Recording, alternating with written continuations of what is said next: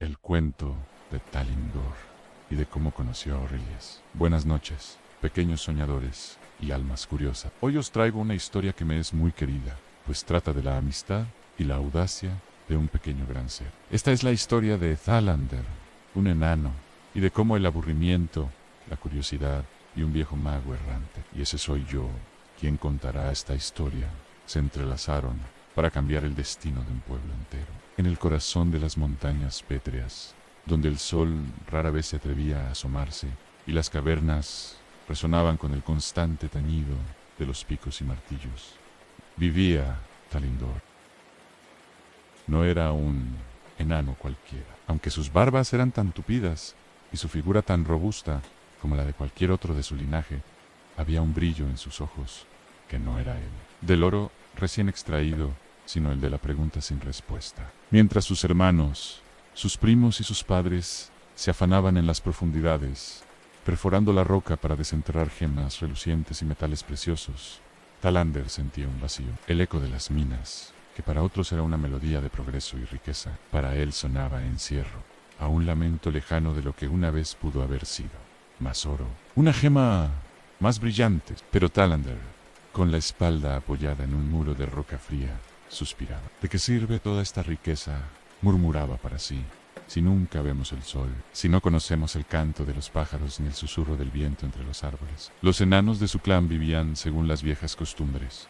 No interactuaban con otras razas. Creían que el mundo exterior era una fuente de distracción, de engaño y sobre todo de peligros que podían corromper la pureza de sus tradiciones y la inviolabilidad de sus tesoros. Los únicos extranjeros que conocían eran los comerciantes, que llegaban a las puertas fortificadas para intercambiar provisiones por gema, y lo hacían bajo una estricta vigilancia, sin cruzar jamás el umbral de las minas. Thalander a menudo se escabullía de sus tareas mineras. En lugar de golpear la roca, se adentraba en los túneles más antiguos y menos usados, aquellos que nadie visitaba buscando no oro, sino escuchaba el lento goteo del agua, el susurro del aire que se colaba por alguna grieta remota, y soñaba con lo que podría haber más allá de las puertas de obsidiana. Un día, mientras exploraba uno de estos pasadizos olvidados, llegó a una pequeña entrada oculta, disimulada por una densa cortina de hiedra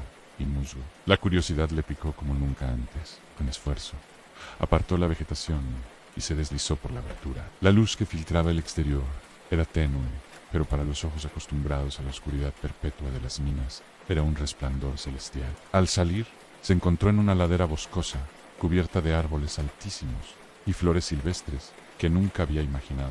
El aire era fresco y dulce, y el cielo, el cielo, era de un azul que le robó el aliento. En ese momento, no muy lejos, entre los árboles, escuchó una voz que tarareaba una melodía suave, una que no era ni enana ni humana, sino algo más, ancestral. Y así fue como lo conocí yo, Aurelius, mientras vagaba por el linde del bosque, buscando hierbas raras y la paz de la naturaleza. Lo vi, un pequeño enano, con su pico aún en la cintura, mirando el cielo con un asombro que me conmovió. Me acerqué con cautela, no queriendo asustarlo.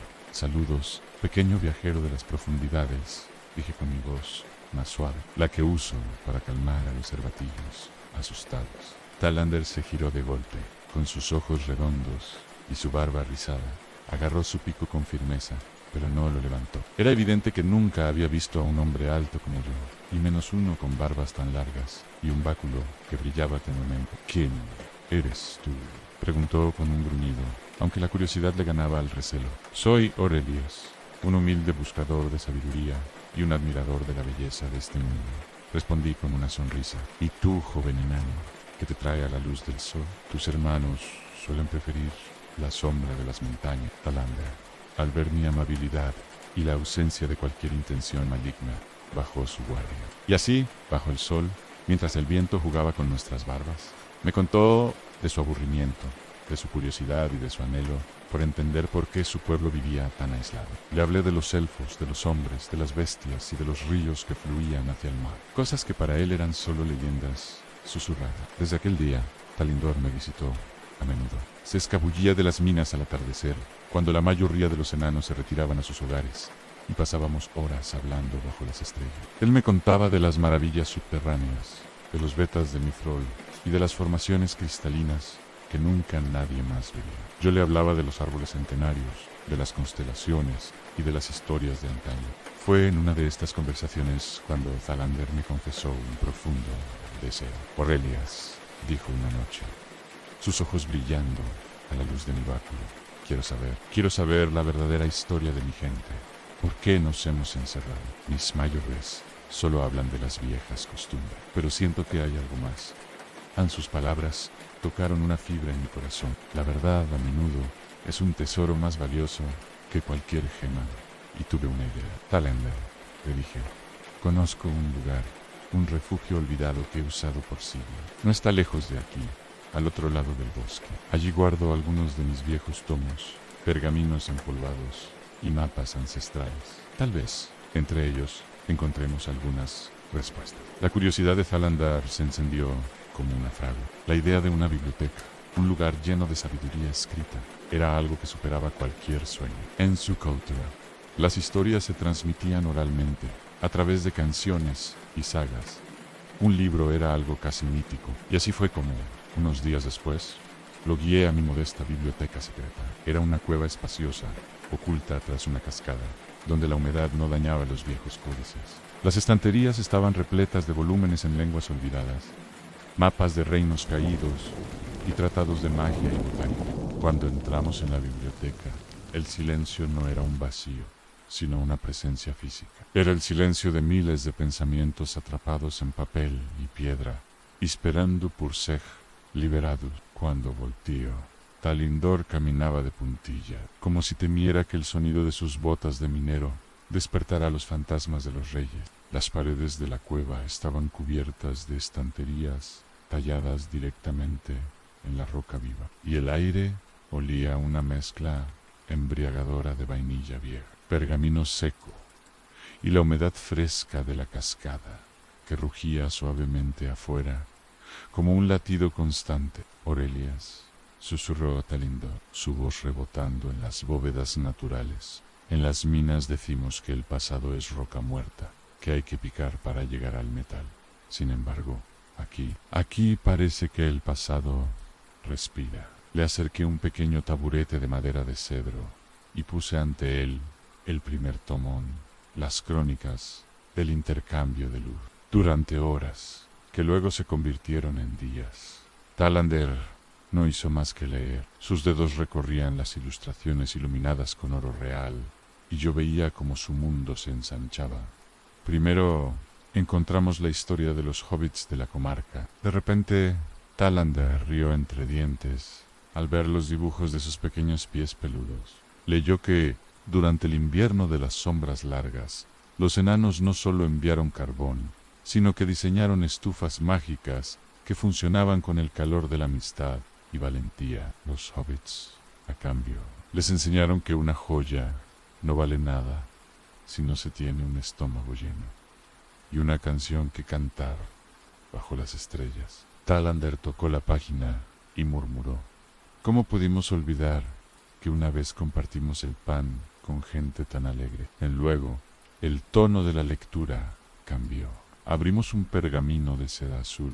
Era la alianza con los elfos de las nieves. Con ello, Thalander aprendió que los enanos no siempre fueron toscos. Una vez fueron poetas de la arquitectura. Ayudaron a los elfos a construir torres de cristal que canalizaban la luz de la luna para sanar a los enfermos. No hubo pago en monedas, sino en promesas de protección eterna. Pero lo que más cautivó su corazón fue el relato de los hombres gato, de las arenas doradas. Eran seres elegantes y orgullosos, pero vulnerables ante las tormentas de arena que devoraban sus hogares. Los enanos de antaño viajaron meses por el desierto para construirles cimientos profundos. Entonces, Thalander leyó que el rey enano de esa época dijo: «A nuestra fuerza es la piedra, su fuerza es la agilidad. Juntos somos una montaña que camina». Sin embargo, a medida que las velas se consumían y el brillo de mi báculo se volvía más suave, llegamos al corazón del misterio. Encontramos un libro que no estaba hecho de papel, sino de láminas delgadas de un metal oscuro que Thalander identificó como hierro de lágrima. Este libro pesa más que el granito, Aurelias, dijo, pasando la página con esfuerzo. Fue allí donde descubrimos la advertencia. El texto explicaba que los enanos poseen un don único en su conexión con la tierra. Les permite manifestar la energía del mundo a través de lo que crean.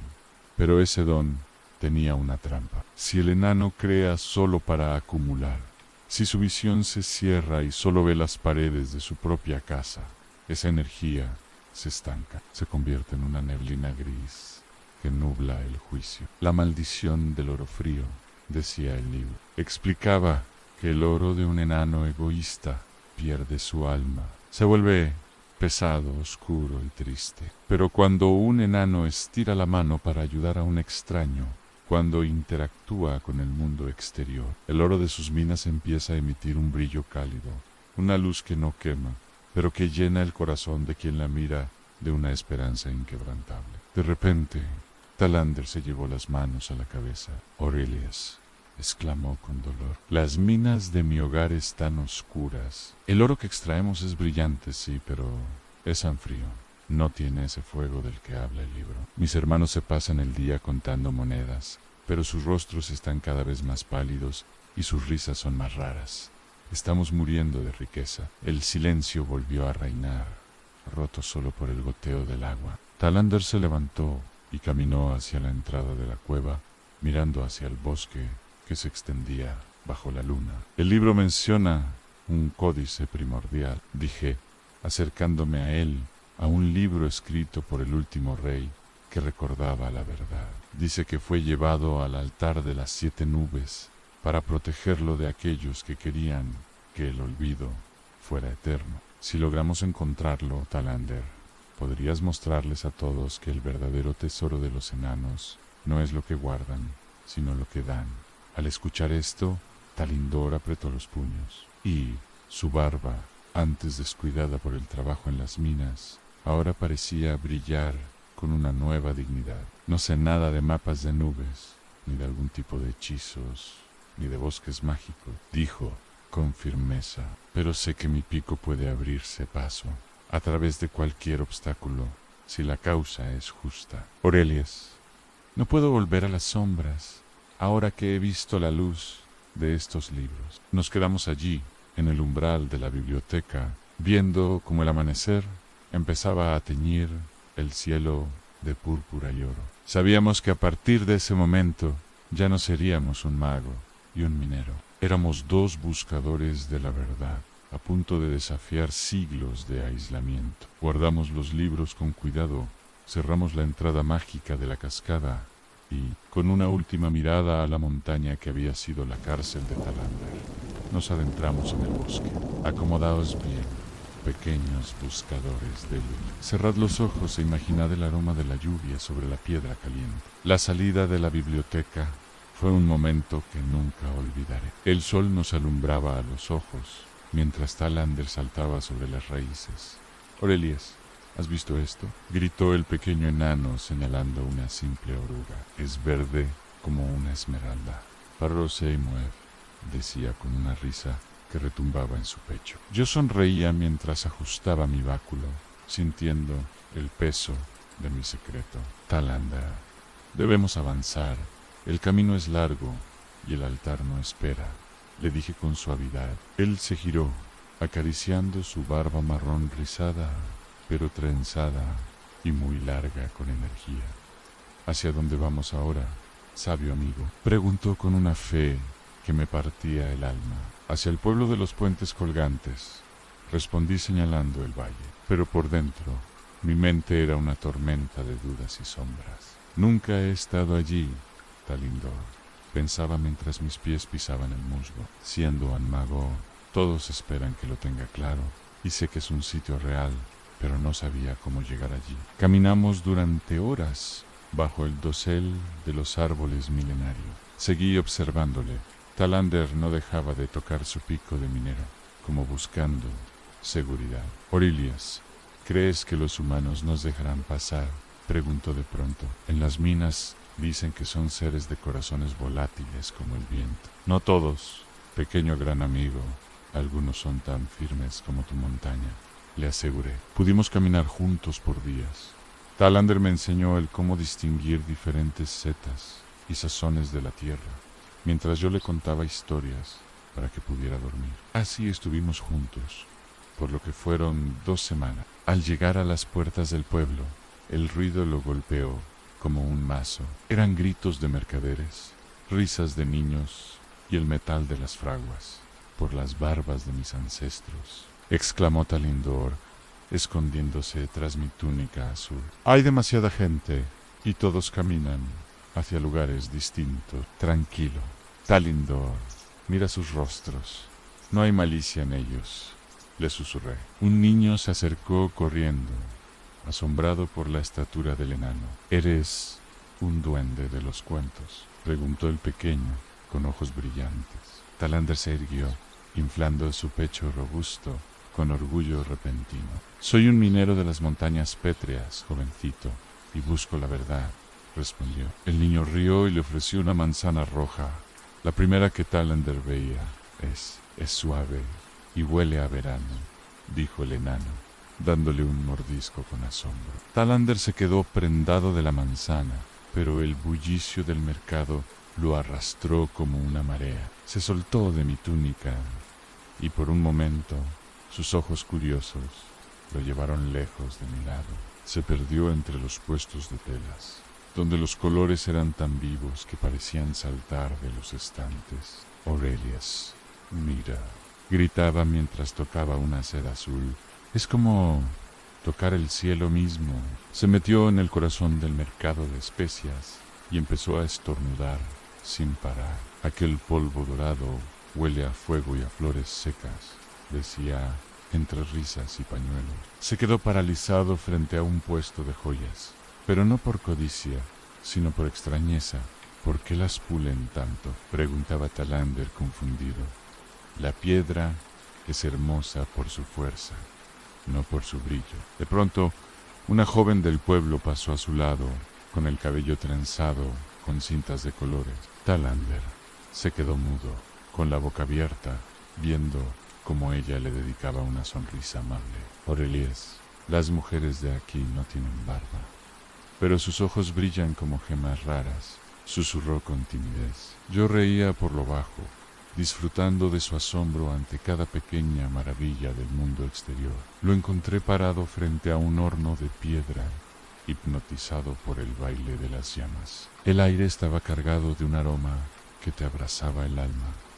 Era el olor del trigo dorado. Compré una hogaza de pan de miel, recién sacada del calor, y se la puse en sus manos callosas. Aún quemaba un poco, pero Talander lo sostuvo como si fuera un diamante sagrado. Muerde, pequeño amigo, le dije mientras el vapor subía entre nosotros. Al probar el primer trozo, el enano cerró los ojos y se detuvo en seco en medio de la calle. Vi como una lágrima solitaria rodaba por su mejilla y se perdía en su espesa barba marrón. ¿Qué sucede, Talindor? ¿Está muy caliente?, pregunté preocupado. No es eso, Aurelius, respondió con la voz quebrada por la emoción.